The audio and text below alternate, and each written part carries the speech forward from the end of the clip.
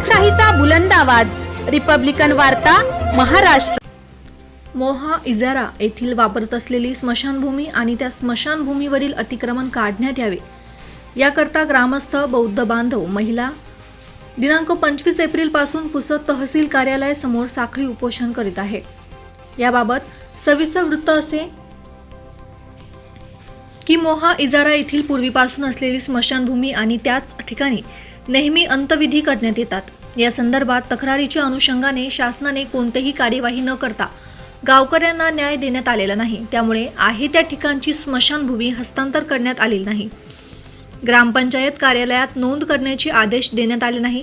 तसेच शासनाच्या निष्काळजी आणि दुर्लक्षपणामुळे गावकऱ्यांना आणि नाईलाजास्तव पुसद तहसील कार्यालयासमोर उपोषणाचा पवित्रा घ्यावा लागला। बौद्ध बांधवांना अंत्यविधी करण्यासाठी शासनाचे नियमाप्रमाणे अधिकृत स्मशानभूमी देण्यात यावी अशी मागणी अनेक वेळा तक्रारीच्या माध्यमातून करण्यात आली होती, परंतु त्या तक्रारीचे काय असा प्रश्न निर्माण झाला आहे। दिनांक 4 नोव्हेंबर 2024 ते 17 डिसेंबर 2024, दिनांक 18 डिसेंबर 2024, दिनांक 31 डिसेंबर 2024, दिनांक 1 जानेवारी 2025 आणि दिनांक 21 एप्रिल 2025 या तारखेत अनेक वेळा शासनाला निवेदन देऊन कोणत्याही प्रकारची दखल घेण्यात आली नाही। मोहा इजारा येथील स्मशानभूमीची सखोल चौकशी करून कारवाई करावी आणि ग्रामपंचायत यांना आदेशित करून स्मशानभूमीची जागा उपलब्ध करून घ्यावी अशी मागणी उपोषणास बसलेल्या महिला, पुरुष आणि रहिवासी नागरिकांनी केली आहे। दत्तराव यादव रसाळ, राहणार मोहा, तालुका पुसद, जिल्हा यवतमाळ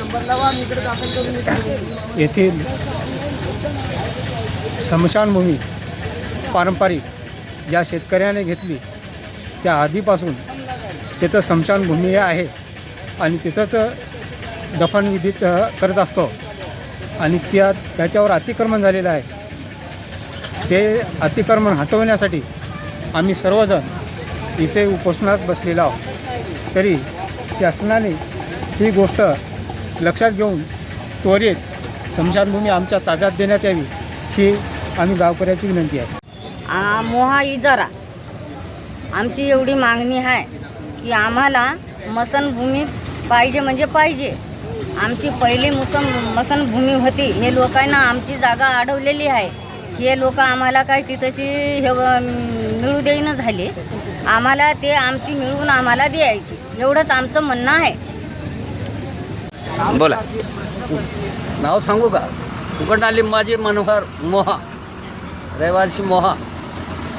आमचे इथे या लोकांना आजपर्यंत आम्हाला तिथं माती पूर्वीपासून करत होतो आम्ही, आता या 6 वर्षामध्ये यानं बंद केली आणि आमचे जे जमीन होते त्या स्मशानभूमीचे ते बी ताब्यात घेतली।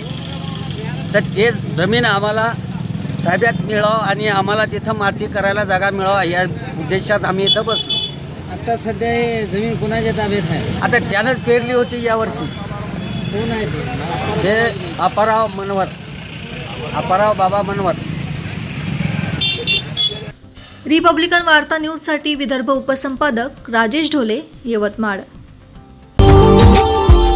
Subscribe now and press the bell icon.